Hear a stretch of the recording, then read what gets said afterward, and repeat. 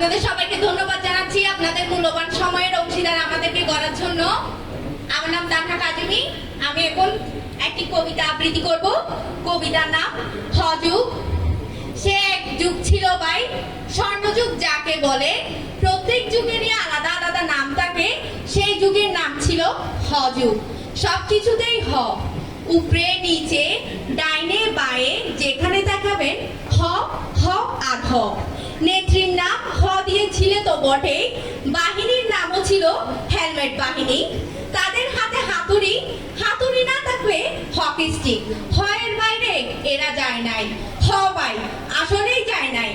এমনকি সেই যুগে দেশের সবচেয়ে বিখ্যাত হোটেলের নামও হ দিয়ে, হারুনের বাটের হোটেল।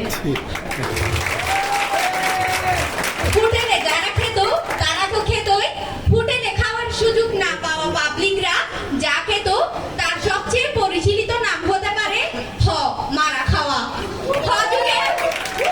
হযুগে পত্র পত্রিকা টিভি ফিবি বলে কিছু ছিল না, যা কিছু ছিল তার নামও হ দিয়ে, হলুদ সাংবাদিকতা। এর বাইরে হিংসা, হানাহানি, হুমকি, হংকার, হত্যা এসব ছোটখাটো হয়ের দাপট ছিলই। 15 বছর পর হযুগের সমাপ্তি ঘটল। হ পালিয়ে গেলেন,